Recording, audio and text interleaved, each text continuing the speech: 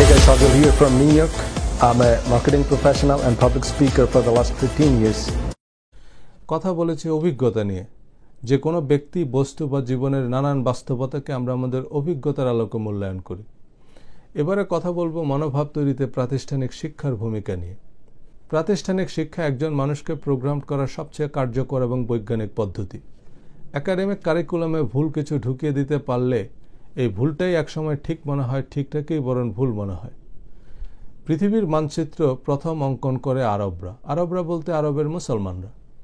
আগের কয়েকটি ভিডিওতে আমরা কথা বলেছি জ্ঞান বিজ্ঞানে মুসলমানদের অবদান নিয়ে। মুসলমানরা যখন পৃথিবীর মানচিত্র অঙ্কন করে তখন সাউথ ছিল উপরে এবং নর্থ ছিল নিচে, কারণ সে সময় পৃথিবীর দক্ষিণের অঞ্চলগুলো এশিয়া, আফ্রিকা, ল্যাটিন আমেরিকা ছিল সমৃদ্ধ, সম্পদশালী এবং সভ্যতার ধারক বাহক। আর উত্তরাঞ্চলে মানে ইউরোপে তখনও অন্ধকার যুগ, আমেরিকা আবিষ্কারও হয়নি, কানাডা জনমানবহীন, তাই নর্থকে নিচের দিকে রাখা হলো। কিন্তু ব্রিটিশ আমাদের এই মানচিত্র পড়ানোর সময় মানচিত্রকে জাস্ট উল্টে দিল, মানে নর্থ উপরে এবং সাউথ নিচে। কিন্তু এখন এই উল্টাটাকেই আমাদের কাছে ঠিক মনে হয়, ঠিকটাকেই বরং উল্টা মনে হয়। ইতিহাস আমরা পড়ি তিনটা যুগে ভাগ করে, অ্যানসায়েন্ট, মেডিয়েবল এবং মডার্ন। প্রাচীন যুগ, মধ্যযুগ, আধুনিক যুগ। এবং ব্রিটিশ যখন থেকে আমাদের শাসন করা শুরু করলো সেই থেকে শুরু হলো আধুনিক যুগ। তার মানে ব্রিটিশ যা করবে তাই আধুনিক। ব্রিটিশ যদি চুলে বেগুনি রং করে তো আমাদেরও তাই করতে হবে, কারণ বেগুনি রঙই তখন আধুনিক। ব্রিটিশ কানে দুল পড়ল তো সেটা আধুনিক হয়ে গেল। ব্রিটিশ হঠাৎ করে জিপিএ সিস্টেম চালু করলো তো আমরাও সব জিপিএ 5। ব্রিটিশ যেহেতু ইংরেজিতে কথা বলে তো টুকটাক ইংরেজি বলতে পারলেই আমরা নিজেদের বেশ আধুনিক, শিক্ষিত এবং মেধাবী বোধ করি। এবং ব্রিটিশ কাউন্সিলের IELTS পরীক্ষা হচ্ছে ইংরেজির সর্বোচ্চ ডিগ্রি, যেটা ইংরেজি বিভাগের ছাত্রছাত্রীদেরও নিতে হবে। আমরা নিজেদের ভাষাটা কতখানি শুদ্ধ সুন্দর করে বলতে পারছি তা নিয়ে কারোরই কোনো মাথা ব্যথা নাই, কিন্তু ইংরেজির বেলায় দাড়ি কমাও ভুল হওয়া চলবে না। শেরে বাংলায় কে ফজলুল হক ইংল্যান্ডে গেলে ইচ্ছা করেই ভুলভাল ইংরেজি বলতেন। তো একবার ব্রিটিশ সাংবাদিকরা তাকে ধরল যে তুমি তো ভালো ইংরেজি জানো, তো এখন ভুল ইংরেজি বলছো কেন? শেরে বাংলা তখন বললেন, তোমাদের ইংরেজ অফিসাররা যে আমাদের দেশে গিয়ে ভুল বাংলা বলেন তার একটা প্রতিশোধ নিলাম। আমাদের এক মন্ত্রী একবার লন্ডন ঘুরে আসার পর সাংবাদিকরা জানতে চাইল লন্ডনে কেমন অভিজ্ঞতা হলো। তো তিনি বললেন, আরে ওরা তো উন্নতি করবেই, ও দেশের সবাই খুব উচ্চশিক্ষিত। তো কিভাবে বুঝলেন যে সবাই খুব উচ্চশিক্ষিত? কারণ সবাই অনর্গল ইংরেজিতে কথা বলে। ইউনিভার্সিটির সমাবর্তনে কালো রঙের গাউন আর চারকোনা হ্যাট পরে ডিপ্লোমা নেয়ার এই প্রথা চালু করে মিশরের আল আজহার ইউনিভার্সিটি। কিন্তু যখনই অক্সফোর্ড ইউনিভার্সিটি এটা কপি করলো তখনই এটা আধুনিক হয়ে গেল। সুবাহ বাংলা বা বাংলা প্রভিন্স ছিল মুঘল সাম্রাজ্যের সবচেয়ে সম্পদশালী রাজ্য, যার রাজধানী ছিল ঢাকা। পুরো মুঘল সাম্রাজ্যের টোটাল জিডিপির 50% আসত এই বাংলা প্রভিন্স থেকে। বাংলার তৎকালীন জিডিপি ছিল ওয়ার্ল্ড জিডিপির 12%, যা ছিল তৎকালীন পুরো পশ্চিম ইউরোপের জিডিপির চেয়েও বেশি। স্থাপত্য, নগরায়ন, পোশাক, খাবারকে সাধারণত একটা জাতির ঐতিহ্য ও সভ্যতার মাপকাঠি হিসাবে ধরা হয়। London, Sydney, Toronto, new York, Paris এসব পরিকল্পিত শহর এবং আধুনিক দৃষ্টিনন্দন স্থাপত্য একটা জাতির সভ্যতা সম্পর্কে একটা ধারণা দেয়। একজন মানুষের পোশাক দেখলে তার রুচি বা ক্লাস আন্দাজ করা যায়। কারো বাড়িতে খাবার খেতে গেলে তাদের খাবার বা পরিবেশনা দেখেই কিন্তু অনুমান করা যায় তাদের স্ট্যাটাস।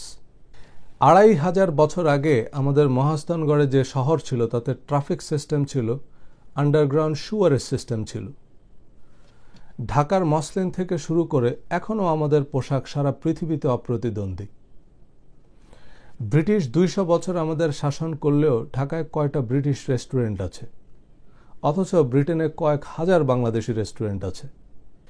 ব্রিটিশ যখন এই অঞ্চলে আসে তখন বাংলা পৃথিবীর ষষ্ঠ ধনী দেশ, আর ব্রিটিশ যখন চলে যায় বাংলা তখন পৃথিবীর অন্যতম দরিদ্র দেশ। এই হলো ব্রিটিশদের তথাকথিত আধুনিক শাসন ব্যবস্থার ফলাফল। শুধু বাংলায় নয়, পৃথিবীর যে কয়টি দেশ ব্রিটিশ শাসনাধীনে ছিল সেখানকার আদিবাসীরা প্রায় বিলুপ্ত। ব্রিটিশরা আমেরিকায় এসেছিল, এখানকার আদিবাসী রেড ইন্ডিয়ানরা প্রায় বিলুপ্ত। তারা অস্ট্রেলিয়া গিয়েছিল, সেখানকার অরিজিনাল জাতিগোষ্ঠীকে তারা নিশ্চিহ্ন করে ফেলে। বাংলায় ব্রিটিশদের নীতি ওই একই ছিল, কিন্তু বাংলার জনসংখ্যা এত বেশি ছিল যে এতগুলো মানুষ মারার কার্যকর কোনো উপায় তারা খুঁজে পাচ্ছিল না। অবশেষে বাংলা 1176 সালে তারা এক কৃত্রিম দুর্ভিক্ষ তৈরি করে, যাতে বাংলার 1/3 বা 1 কোটি মানুষ মারা যায়। ব্রিটিশ এবং তাদের সহযোগী জমিদাররা কোথাও কোনো লঙ্গরখানা পর্যন্ত খোলেনি। এই ভয়াবহ দুর্ভিক্ষে বাংলার ত্রাণকর্তা হিসাবে আবির্ভূত হন বিশিষ্ট দানবীর হাজী মোহাম্মদ মহসিন। তিনি এমন অকাতরে তার সম্পদ দান করতে থাকেন যে তার ঘনিষ্ঠজনরাও তাকে বলছিলেন যে, হাজী সাহেব, আপনি যেভাবে দান করছেন তাতে তো আপনি নিজেই একসময় নিঃস্ব হয়ে যাবেন। হাজী মোহাম্মদ মহসিন তখন বললেন, আমার টাকা থাকতে আমার দেশের মানুষ যদি না খেয়ে মারা যায়, তবে আমার এই টাকার উপর আল্লাহর লানত পড়ুক।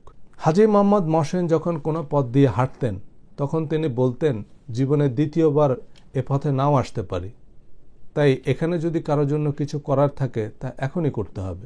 আর সাবেক ব্রিটিশ প্রধানমন্ত্রী উইনস্টন চার্চিল একবার বলেছিলেন, আমি ভারতীয়দের ঘৃণা করি, ওদের যেমন জানোয়ারের মতো জীবন তেমনি জানোয়ারের মতো ধর্ম। খরগোশের মতো এত সন্তান উৎপাদন করলে দুর্ভিক্ষ তো হবেই। ব্রিটিশের বিরুদ্ধে কাজী নজরুল ইসলাম তার আনন্দময়ের আগমনে কবিতায় লিখেছেন, আর কতকাল থাকবি বেটি মাটির ডেলার মূর্তি আড়াল, স্বর্গ যে আজ জয় করেছে অত্যাচারী শক্তি চাঁড়াল, দেব শিশুদের মারছে চাবুক, বীর যুবাদের দিচ্ছে ফাঁসি, ভূ ভারত আজ কসাইখানা, আসবি কখন সর্বনাশী। এ কবিতার জন্য নজরুলকে 1 বছর কারাদণ্ড দেওয়া হয়। আধুনিকতার নামে ব্রিটিশ আমাদের নিজেদের গৌরবময় ইতিহাস ঐতিহ্য মুছে ফেলে ঔপনিবেশিক দাসত্বের পাঠ আমাদের পাঠ্যক্রমে অন্তর্ভুক্ত করে, যে কারিকুলাম থেকে আমরা আজও বেরিয়ে আসতে পারিনি। আজও আমাদের ক্ষমতাসীনরাই আমাদের পাঠ্যক্রম ঠিক করে এবং একই ধারাবাহিকতায় সুবিধাভোগী মোসাহেব, অন্ধ তাবেদার আর রাজনৈতিক দুর্বৃত্ত তৈরি করে। আমাদের শিক্ষিতরা বরং অশিক্ষিতদের চেয়ে অনেক বড় দস্যু। এ কারণেই বলা হয় কুশিক্ষার চেয়ে অশিক্ষা উত্তম। পরিবেশ, অভিজ্ঞতা, প্রাতিষ্ঠানিক শিক্ষা ইতিবাচক হলে আপনি সৌভাগ্যবান, কিন্তু এসব নেতিবাচক হলেই কি সে অন্ধকারেই বসে থাকতে হবে? আজ তাহলে এ পর্যন্তই। ধন্যবাদ।